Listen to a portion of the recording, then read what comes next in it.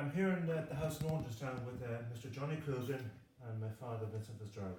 And Johnny, can you tell me first, briefly, how you got to know my father?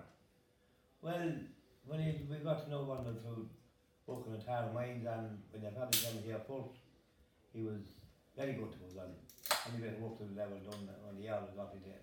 Yeah. He got the hours to come to do it and give him a hand, and he was very good to us. Yeah. And at some point in time then, there was a plan made about making Poteen. Can you tell me roughly who gave you the advice about that? Oh well, I have to throw down to the older generation. I was so old. But no, we didn't know how to make a worm. Okay. And we actually our father, but he didn't know anything about making a worm. He tried to make one. He made a ground for us. Okay.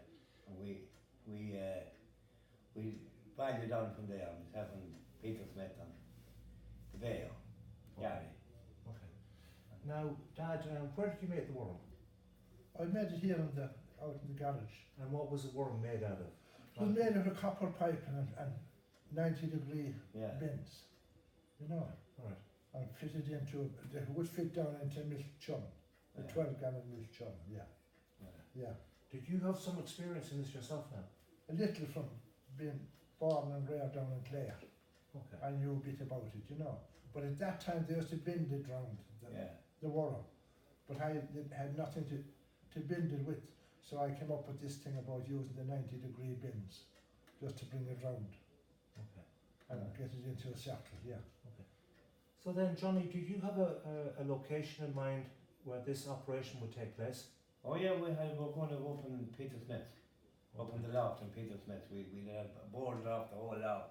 About the size of where Barney is sitting there, that is the room there.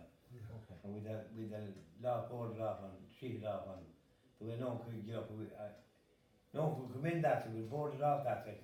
And we'd a door locked on the gable end, in the shed. Okay. And we used to go from 7 to 10 into there at night time. We'd be making our stuff, making the bar and pottery.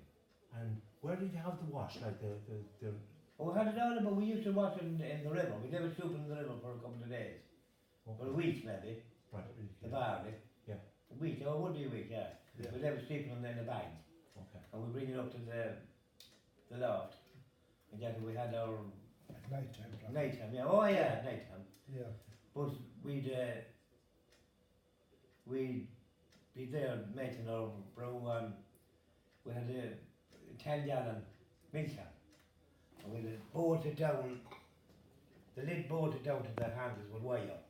Because if it blew off, it would blow the fucking head of it.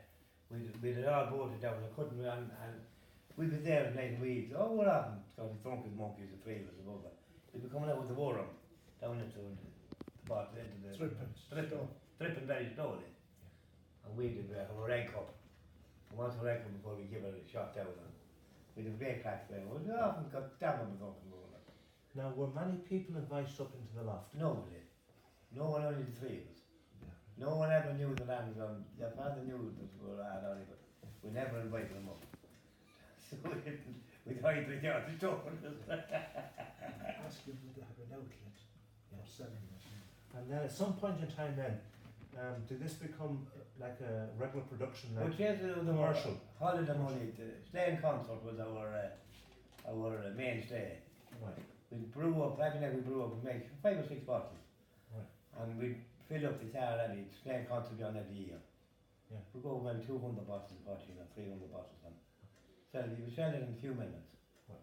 And how would you manage that? Like, would you and the tank? We go over the tank car. All right. Bring it over the boot of the car, on the back of the car. We went the way down with pottery. Yeah. The first year we went to Slane, we had to go around selling it. But the next year we went to as far as the Roundel and went in for a few things to Roundel before the concert. And we asked a few people to do on pottery, and we sold the whole lot in about half an hour. Gone, we get to 500 bottles. And then there was riots in Slane that year, and we thought that our pottery could have caused them riots.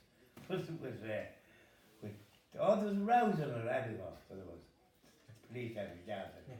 Now, with yourself and the tank and the bear, but would you split it with bags? How would that work? Split the... Like for selling the bottles? Oh, no, we just throw them back, fucking them, throw them in big boxes. Right, okay. Yeah, bottles, there'd be 5 90 bottles of whiskey bottles and porter bottles and everything. Anything in the bottle we could get, we throw it into it. Okay. Okay. And the final word I'm going to ask you about this now. I've heard in the past that you might have been interested in ducks. Oh, I love me ducks. Right. They don't be good to didn't like me, no. Because there was one time a neighbour of ours now accused my father and mother in the past of taking the ducks. His name is Paddy Connell. I'm not going to mask it, right? He's not going to hear this now. But did you ever hear anything about that? Oh, not the thing, but we had a good laugh about it. We were going somewhere out above on Robertson. And myself and Alice went up to that night, and Sean Lennox and Tony, my brother Tony, and Peter Smith. That's who was involved in taking them. Yeah.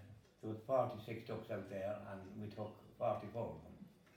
And Paddy Connell himself had 2 farmyard ducks on the pond with him.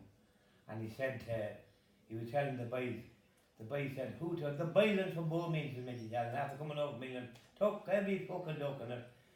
And they wouldn't mind, says Connell, only had 2 farmyard ducks of my own, and they took them fucking 2 weeks. So, that was that.